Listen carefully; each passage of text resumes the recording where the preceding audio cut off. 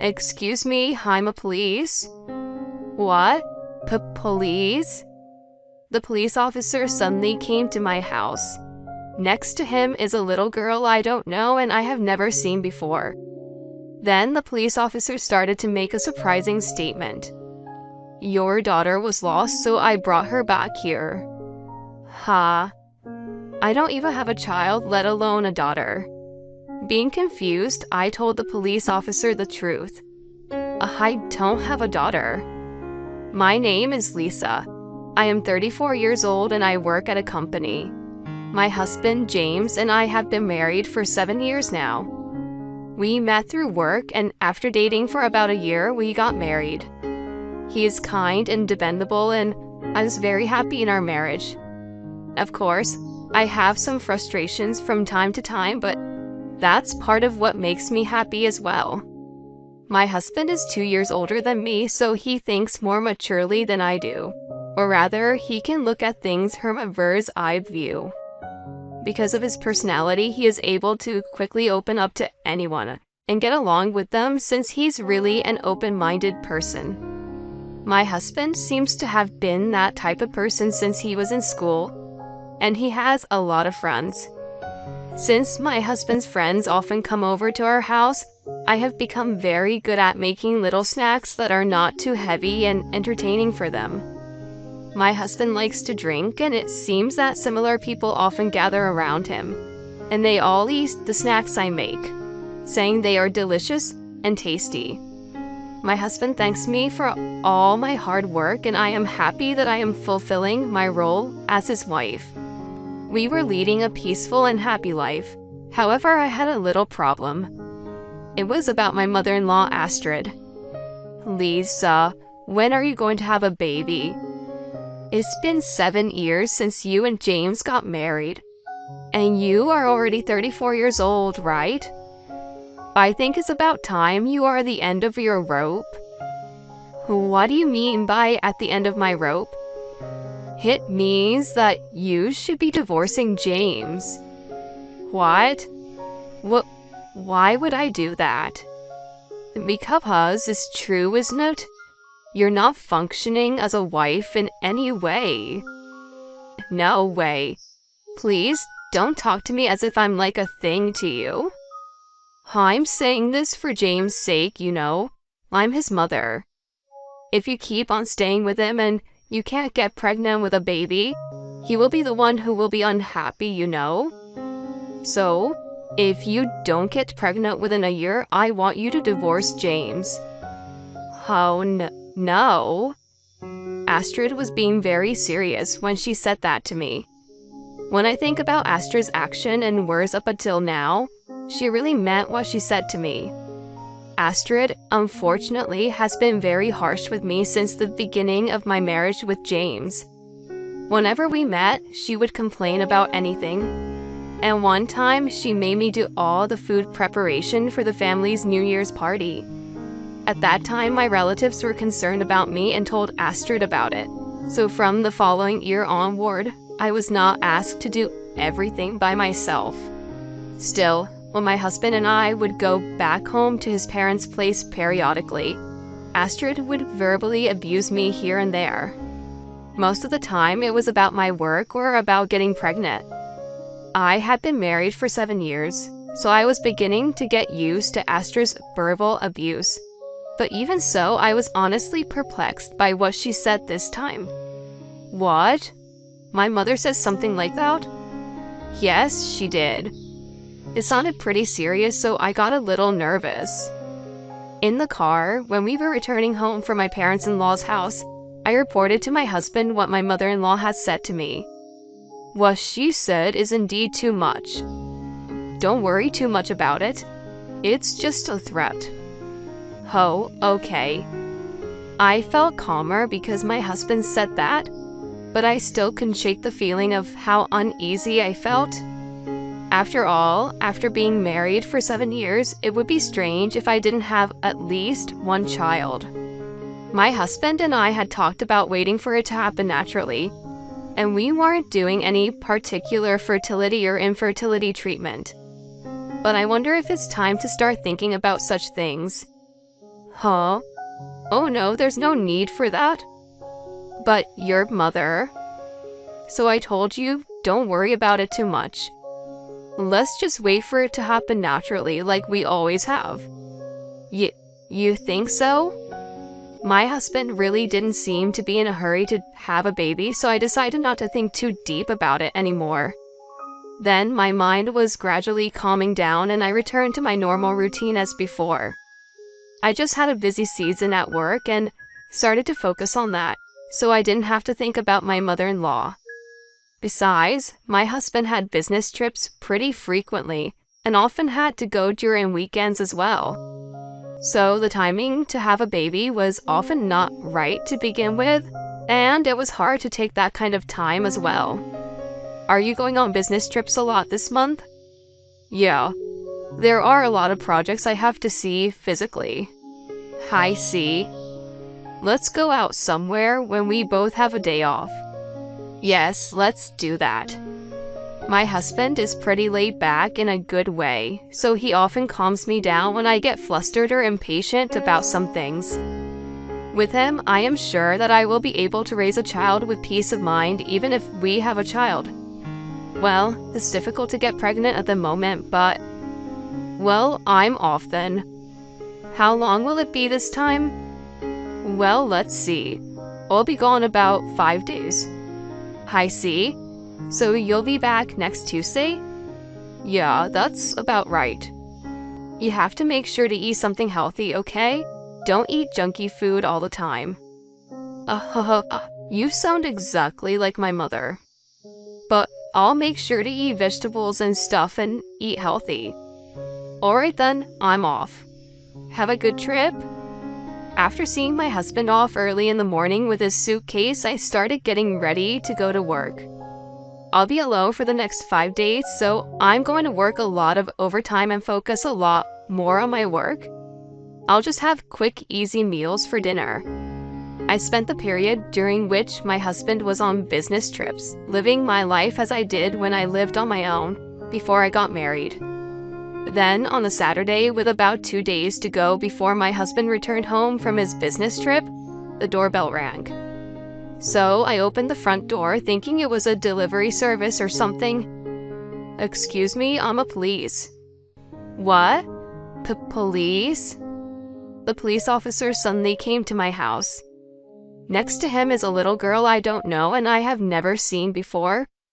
I had no idea what was going on. Why was the police officer here, at my home?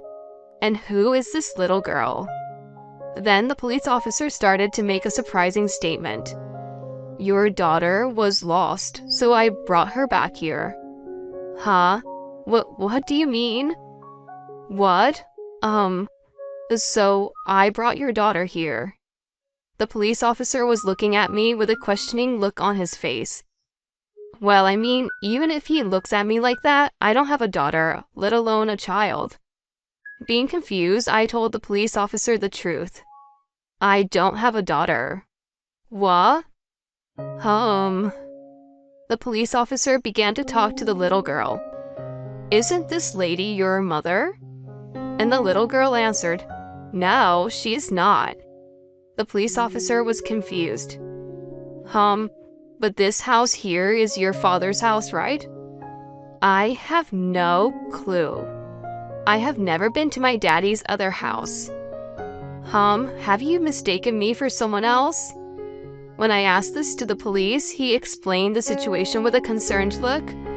Oh, actually, this little girl was lost, and when I asked her where she was from, she had this. What? I was really shocked. It was my husband's driver's license. The little girl told me that it was in the house and she was looking for her father with it. So I came with her because this is the address on the license. Well, that man is my husband, but I did not know that a little girl like her existed. The police were even more confused when they heard my story. I sincerely apologize, ma'am. We will look into it again on our end. The police says so, but I wanted to make sure about something with the little girl. This driver's license was in your house, right? Yes, I think my daddy forgot it. Is your daddy home often? Not every week, but he comes by every couple of weeks. Is that just for one day? No, he comes once and stays for about 3 or 4 days. But he is busy with his work, so he goes to work from other house during the rest of the time. I see. After everything I had talked with the little girl, I sensed something. In other words, my husband had another family other than the family I had with him. The little girl is 5 years old and was born after my husband and I got married. Do think about it, my husband is away right now on a business trip. That means he must have been at the little girl's house. Didn't you meet your daddy yesterday or the day before? Then the girl says something that shocked me. My daddy and mommy went on a trip together since the day before yesterday. They told me to stay at home, but I got hungry because there's no food. I went outside since I was hungry and thought maybe if I went to my daddy's other house I could find some food, but I got lost. The police frowned as he heard what the little girl had said. This would be child neglect. I'm sorry, ma'am. We'll take it from here. We're sorry for taking the time here, ma'am. The police said this as he greeted me and took the little girl away. The girl would be taken into police custody and my husband or that girl's mother would be contacted, or she would be placed in a child protection facility. Either way, I had already made up my mind to leave my husband. I immediately packed up my belongings and went back to my parents' house. When I told my parents, they were outraged about what had happened and said they were going to complain to my husband right away, but I stopped them. Even though I had talked to the police, I had no proof of my husband cheating on me. So I decided to let it be for once. I informed my husband that my father had broke his back and that I would be spending some time at my parents' house to take care of my father and then go to work from there. My husband replied saying, "Okay, tell your father to please take care." I then immediately asked the private investigation agency to investigate about my husband. About a week later, I received the results of the investigation. It seemed that my husband had been completely caught off guard and had been going into his mistress's house, so they were able to quickly gather a lot of evidence. I also got evidence of that little girl going in and out of my husband and his mistress's house, which confirmed that my husband now had another family. I called my husband and my in-laws, saying I had something important to tell them. What in the world is going on? I can't believe you'd call me up like this. Lisa, what is it that you want to talk about? My in-laws looked annoyed and my husband looked anxious. Well, in my husband's case, he must have immediately sensed that something was wrong because my parents were glaring at him. I didn't care about their reaction, but spread out on the table the photo evidence of James's affair. This is the evidence that James was having an affair. When I said this, my in-laws were really surprised and shocked, and their eyes widened. What are you talking about, Lisa? I'm having an affair? My husband was upset, but when he saw the photo evidence on the table, he fell silent. My parents-in-law are also immensely upset. I have proof, so there's no excuse. Also, I know that you and your mistress have a child together. What? A child? Astra screamed when she heard what I said. I said, "This child is yours, isn't it?" and put the photo evidence on the table. My husband looked at the photo and his face turned completely pale. No, this child is. It's pointless to lie here, you know. She came to our house once with the police. What? Didn't the police call you to say they found her? That was when you left her home alone for days and went on a trip with your lover.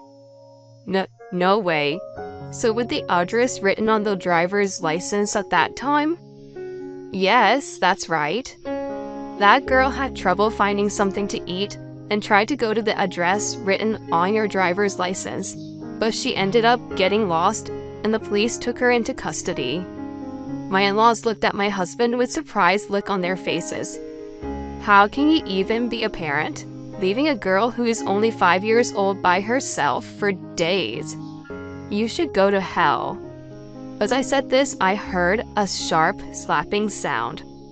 My mother-in-law slapped my husband on the cheek with all her power. Mom, what the hell are you doing?